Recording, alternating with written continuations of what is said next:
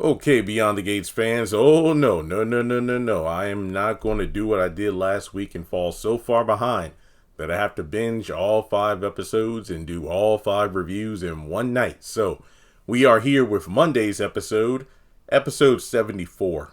I don't really know what to do with this episode. It had its interesting bits, but nah, it's kind of on the same level as Friday's episode, but at least with that episode, there were a couple of moments that had me going, oh, wow, okay, this should be an interesting follow-up come Monday. But unfortunately, not so much. I mean, debatably, the most interesting part was Vanessa's negotiation with Joey, followed by the Smitty and Marcel, because, for one, it was cool to see the detective back, because I do believe we briefly saw him last week, him and Jacob at Uptown, and then they spotted Leslie from across the room. And the Ashley Derrick stuff, I have my reservations about the scene, because I know a lot of people are giving Ashley crap, but we'll get to that when I get to that. So I'm going to give this episode a 6 out of 10. Not stellar, but it was there were a couple scenes I watched twice. Like I said, the Smitty and Marcel stuff, just because Smitty was in his reporter bag when it came to grilling Marcel about Joey. But with that being said, make sure you take a moment to hit like and subscribe. Follow me on social media. Links are in the description below. And hit that notification bell and select all. That way you don't miss out whenever I post content on the video. Or on the channel. But when it comes to the country club, we can start there first. Simply put, Martin confronts that waiter for saying, let's see the color of your money. Wait, what'd you say? What? Well, actually, I just asked you, sir, if you wanted the check. Oh, okay. Yeah.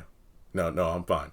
So Vernon comes back and, he's, got better reception from his phone call with Anita. And that's when Martin confides in him about how, okay, Grandpa, I think I'm losing my mind. I'm starting to hear stuff now, because Vernon asks, why did you confront that waiter? What's going on? And then Martin tells his grandpa what's happening, and Vernon's like, wait a minute, that's the exact same thing that the guy from 2 years ago. Yes, I know, but am I hearing things now? And things are so bad, Vernon went from, boy, shut your mouth, you better not tell anybody, not even your mama, what's going on, to, okay, maybe you should talk to one of those shrinks that your mom recommended. Well, what am I supposed to do, Grandpa? It's tell them I had a traumatic experience, but I can't tell them what it is. Okay, yeah, you're right. Well, what if the waiter is the same guy? No, that can't be. 2 years ago, he got a financial settlement and left the country. But what if he's back? Well, I've had somebody keeping tabs on him. And the thing is, for one, if it is true that this is not the guy, at least Vernon can say that he's had a guy keeping tabs on the person from the incident from a couple years ago. Unlike, Ted just leaving it to Bill to ensure Leslie's gone but doesn't come back without any sort of follow-up. I mean, that's really on him. But when it comes down to it, I really do think that this guy is either the guy from that night or someone connected to that night. Perhaps, I don't know, the guy that got into the situation with Martin, this could be his brother or something. But as Vernon and Martin are leaving the country club, Martin looks back at the waiter, and he looks back at him as he turns his back.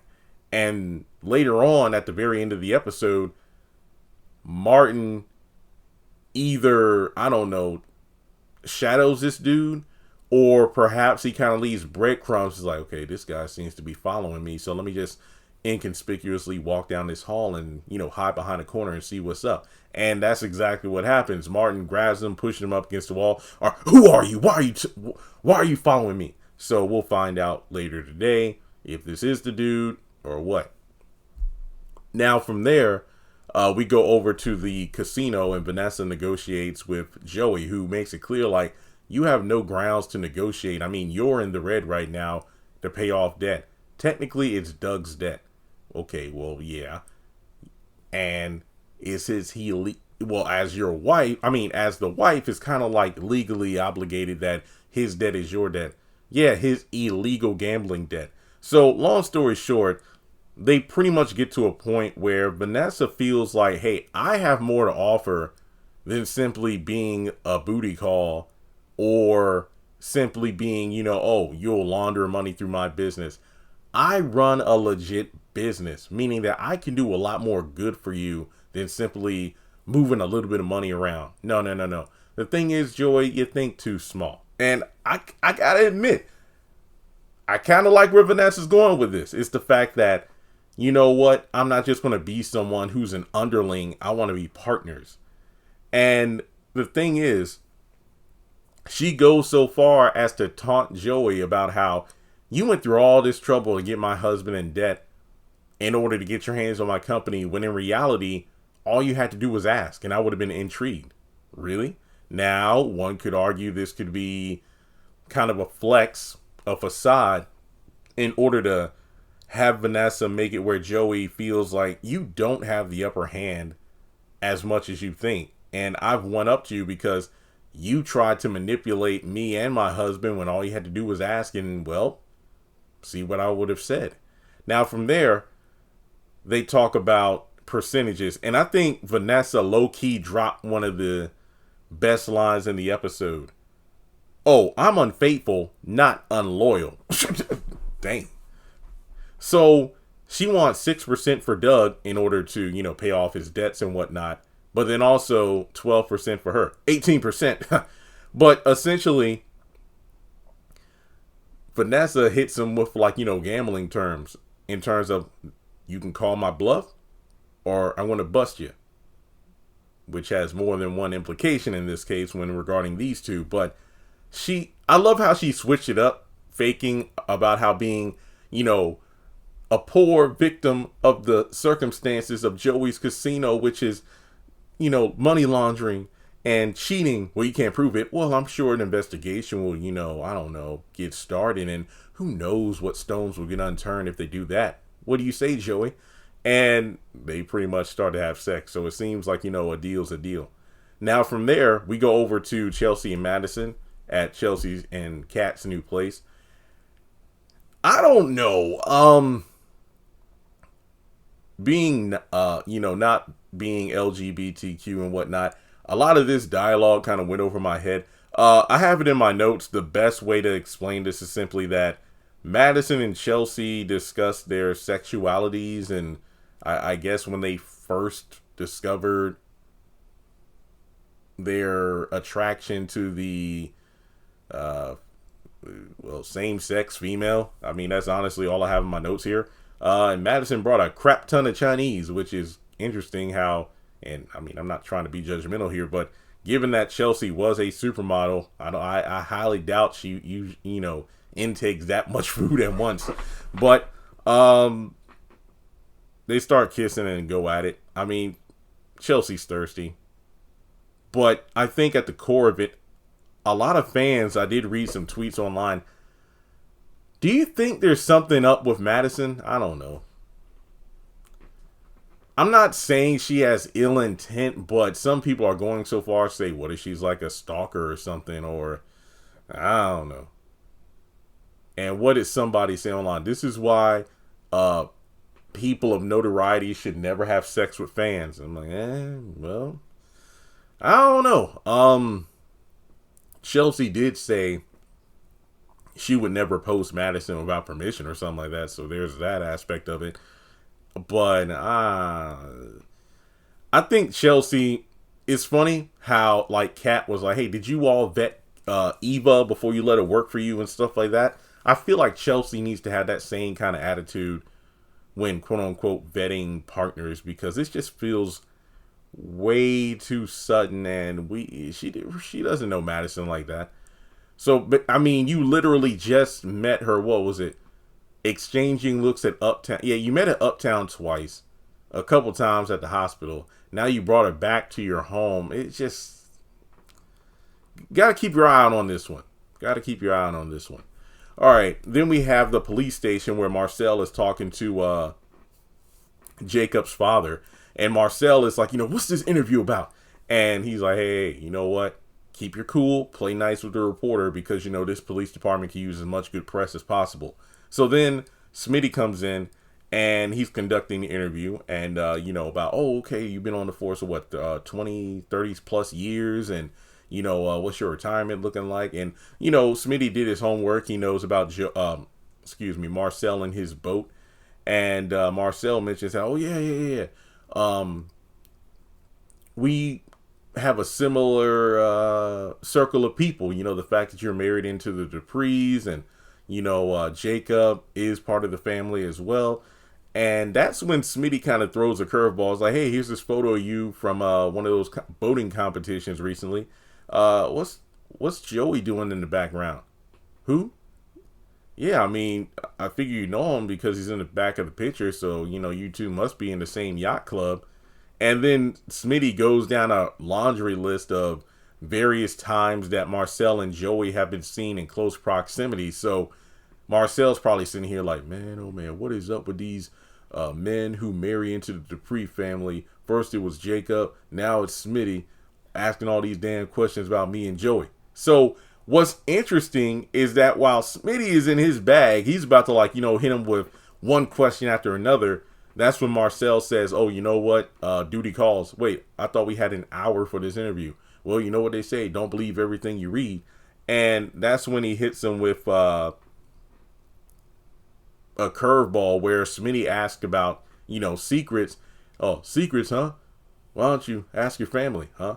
Basically throwing a curveball saying like, well, you're trying to confront me about, a shameful past and ill connections. Do the same thing with your husband.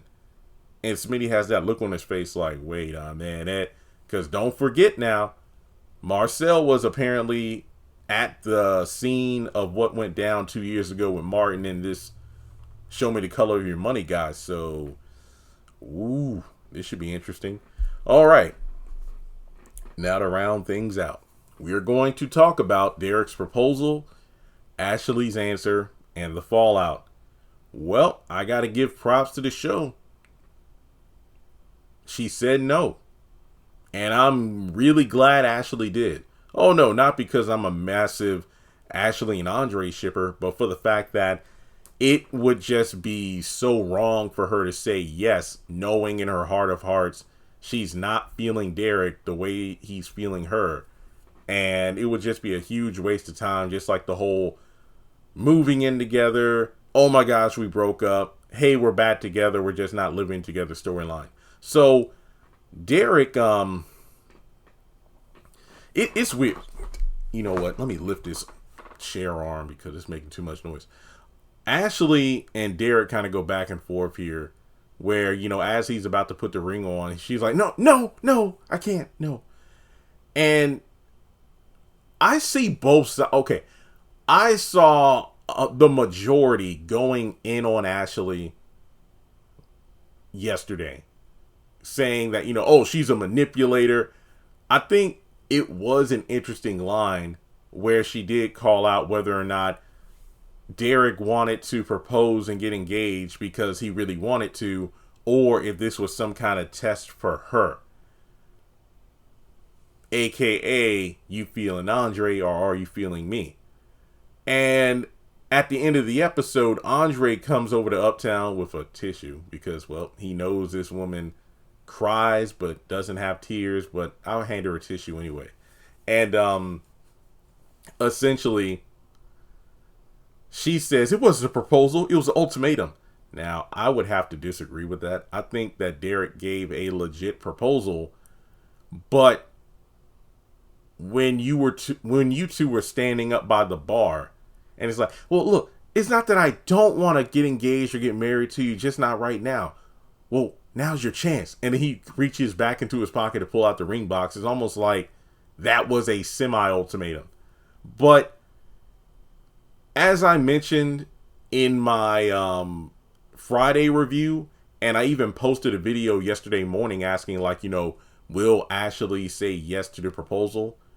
It just feels completely out of nowhere. The timing is really off. And side note, Andre is at the diner and he spots Naomi and they chat for a bit. He asks, like, how's your dad doing? And then he's like, hey, can I talk to you for a minute?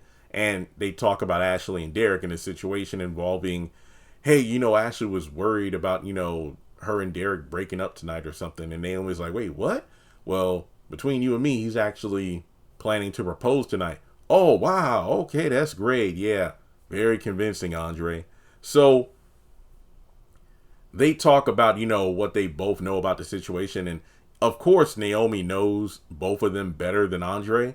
But recently, mainly due to the fact that, Bill's stroke has kept Naomi preoccupied, Ashley has kind of been dumping everything on Andre. And to his credit, is not that Andre goes out of his way for this emotional dumpster or roller coaster. Usually he's just passing through the hospital, spots Ashley, greets her, and then next thing you know, or he just spots her looking down and as a friend asks what's going on, and I don't know. But then again, he does have hidden agendas. I mean, he's probably spotting like, okay, when is Derek messing up? When can I make my move?